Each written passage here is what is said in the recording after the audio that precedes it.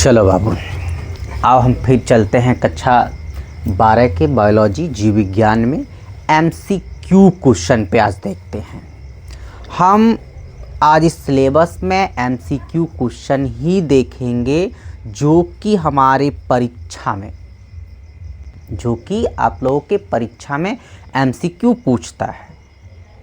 और ये ऐसा एमसीक्यू क्वेश्चन है जो कि लगातार क्वेश्चन को रिपीट किया गया है। हर साल ईयर में इसमें से 2, 4, 5, 6 लगातार इसको रिपीट किया गया है।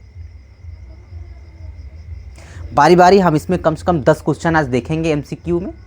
और इसको देखते हैं कि पहले क्वेश्चन के हिसाब से चलेंगे। हम पहले नंबर पे देख रहे हैं, कह रहा है कि आवृत्तिबीजी पौधों के पुंकेसर है। पहले एकदम आस्ते से, अगर आपके पास टाइम तो कम होता है बोर्ड में, फिर भी आप इसको कम से कम 40 सेकंड तो आप दीजिएगा, कम से कम 40 सेकंड, और उसको क्वेश्चन पढ़िएगा। क्वेश्चन कह रहा है, इसमें क्वेश्चन कह रहा है पहला आपका कि आवृत्तिबीजी पौधों में पुंकेसर है।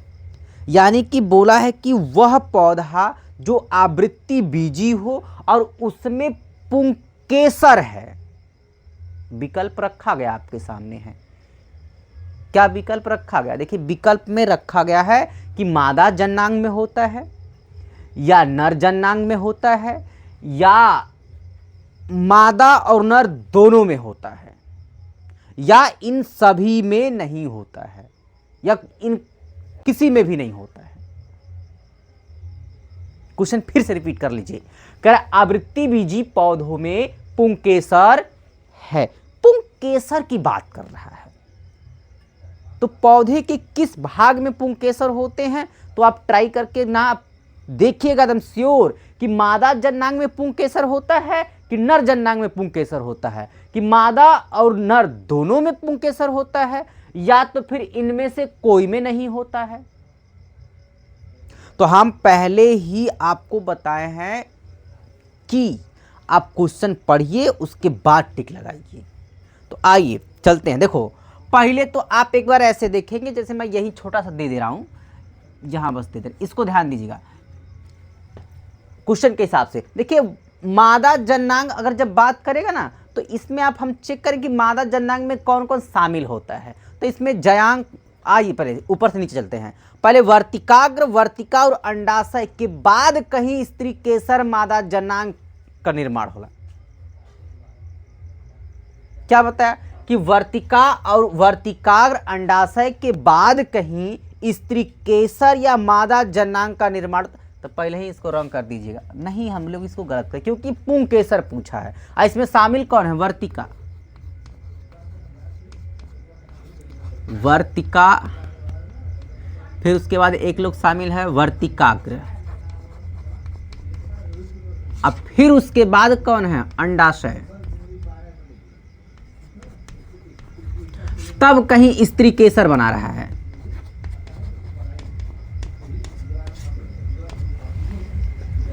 तब जाकर ये स्त्री केसर बना रहा है, और इनके बाद कहीं जाकर जयांग बनाएगा।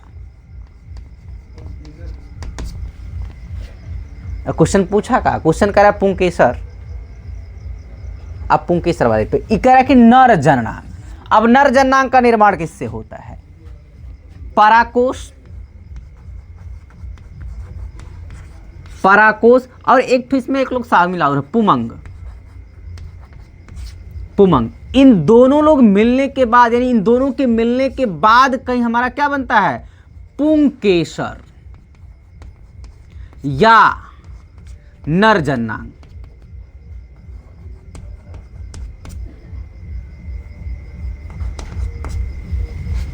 क्या बन रहा है? नर जननांग। किससे किससे? पराकोष और पुमंग से। अब खोज कर रहे हैं हम लोग कि पुंकेसर, आवृत्तिबीजी पौधे में पुंकेसर है, किसमें है? तो आपको आंसर शीट पे आया, किसमें है? नर जननांग में। दोनों की बात करेगा तो भी नहीं, काहे केवल एक ही में है, और इन सभी में तो ऐसे भी नहीं होगा। नेक्स्ट अगला देखते हैं, उसको मिटा थोड़ा सा,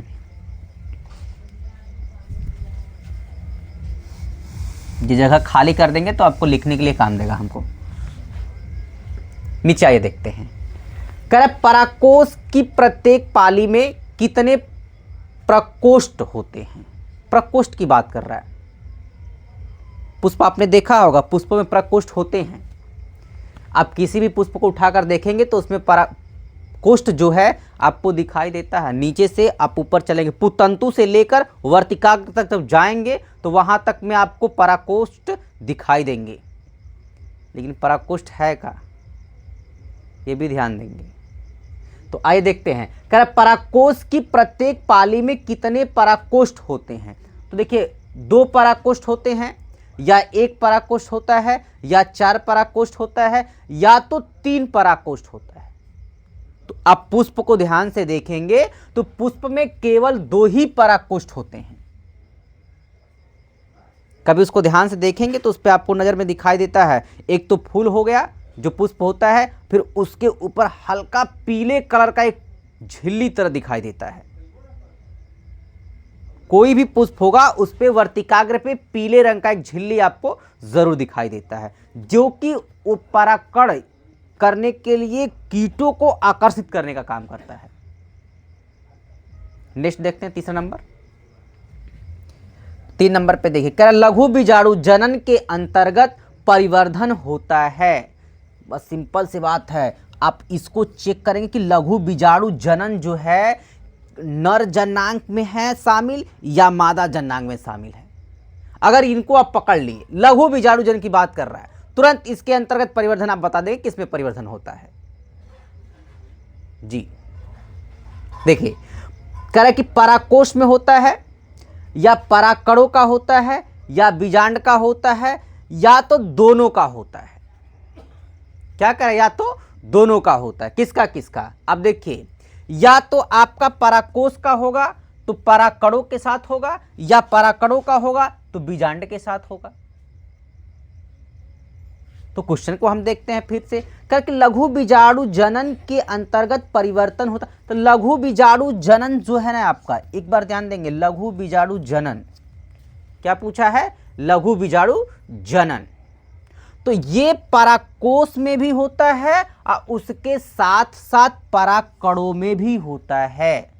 इन दोनों, बीजांड में नहीं, क्योंकि पराकोष के बाद पराकण होता है, पराकण के बाद कहीं बीजांड का निर्माण होने की प्रवृत्तियां होती हैं। इसलिए हम इस पे नहीं टच करेंगे। किसको टच करेंगे, डी वाले, ऑप्शन नंबर डी को टच करेंगे, क्योंकि ए बी दोनों दिया हुआ है। नेक्स्ट क्वेश्चन देखते हैं, टेपिटम पराकोष की अंतः भित्ति, देखा अंदर वाली भित्ति बत पूछा है, और किसका पूछ रहा है, टेपिटम पराकोष की अंतः भित्ति है। यानी कि टेपिटम जो कोशिका भित्ति हमारी होती है उसके आखिरी वाली भित्ति का बस आपको नाम बताना है। क्या कह रहा है कि एक कोशिकी होता है, या द्विकोशिकी होता है, त्रिकोशिकी होता है, या बहुकोशिकी होता है। तो आप देखिए, अपने उत्तक कोशिका से भी आप पता लगा सकते हो। जैसे ये मान लो किसी चीज का बीज हो गया, थोड़ा सा हल्का बनाते हैं,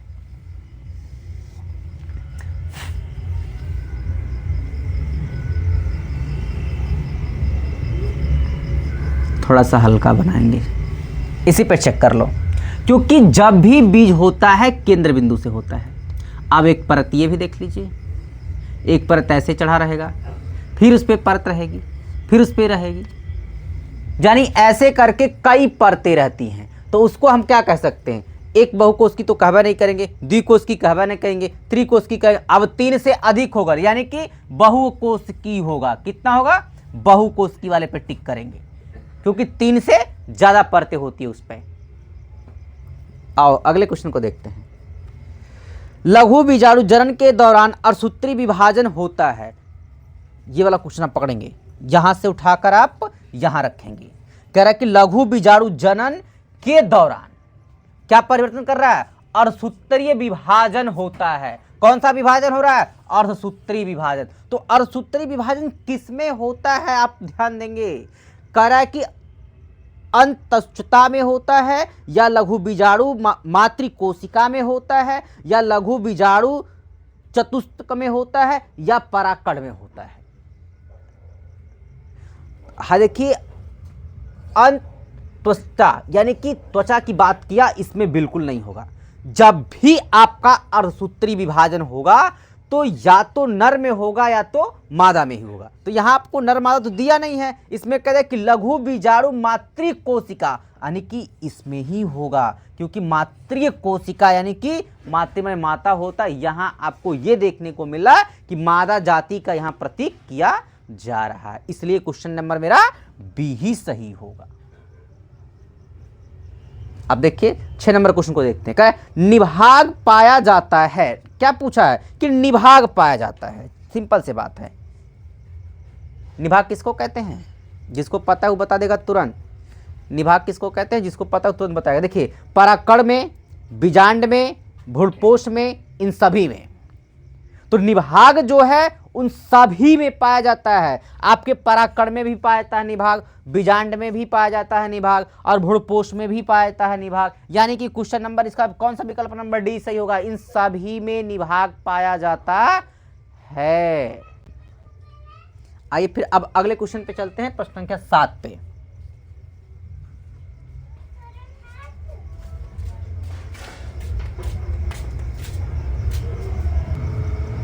चले आइए देखते हैं क्वेश्चन नंबर 7 पे। कह रहे कि स्त्री केसर का भाग नहीं है। क्वेश्चन पूछा है कि स्त्री केसर का भाग नहीं है, इनमें से आपको बताना है कि वो कौन सा है जो कि स्त्री केसर का भाग नहीं है। वर्तिका है, वर्तिकाग्र है, पराकड़ है और अंडाशय है।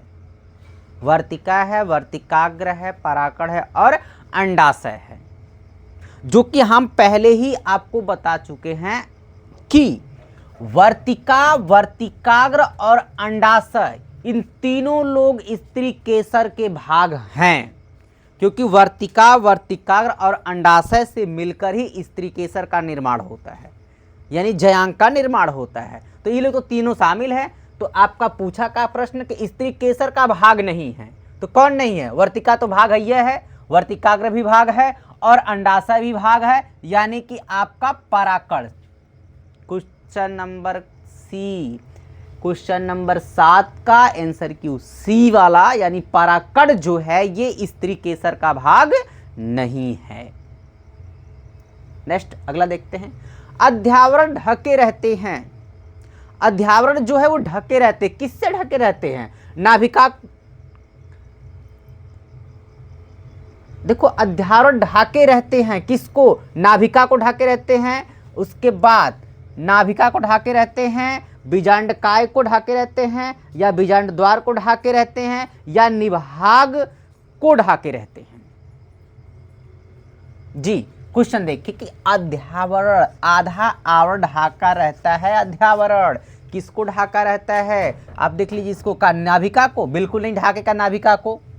बीजांडकाय को तो ढकबा नहीं करेगा, एकदम सिंपल सी बात। हाँ बीजांड द्वार को आप टिक करेंगे। आधा बीजांडकाय को ढका रहता है, आप देख लीजिएगा कभी भी।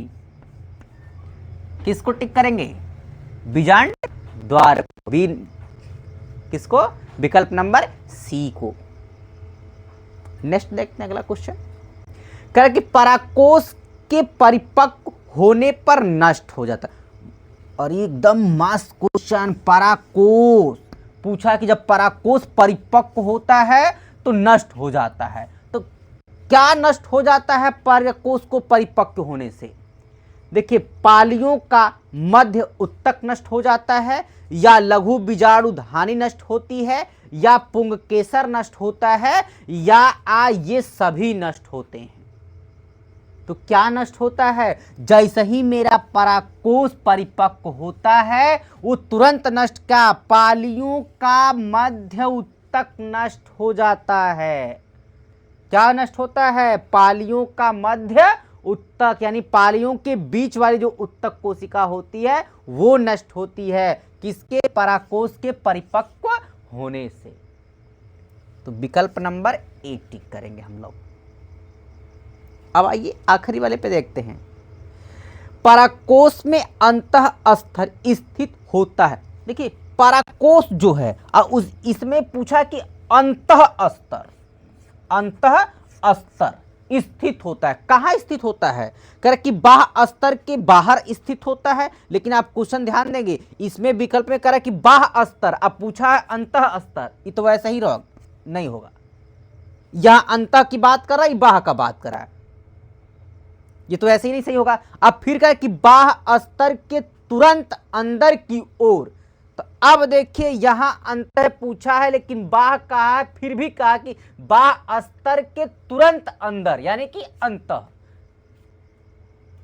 और पूछा भी हमारा है अंत यानी अंदर वाली बात। अच्छा अगला देखते हैं मध्य भाग यानी बीच वाले को, ये भी क्वेश्चन आंसर नहीं सही है क्योंकि बीच का बात नहीं किया है, हमको डायरेक्ट बोला कि अंत यानी कि अंदर वाली बात करा है। कर कि आंतरिक परत के अंदर, किसमें कह रहा है, आंतरिक परत के, आंतरिक परत के अंदर, यानी ये भी आपका सही क्वेश्चन का आंसर, हाँ क्वेश्चन का सही आंसर बी होगा क्योंकि आपका पराकोष में अंत स्तर स्थित होता है। किस पे होता है, बाह स्तर के, बाह स्तर के तुरंत अंदर की ओर।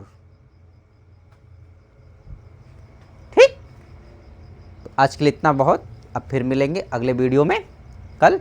अगर आपको मेरा वीडियो पसंद आ रहा है तो आप लाइक करें, सब्सक्राइब करें और कमेंट करें।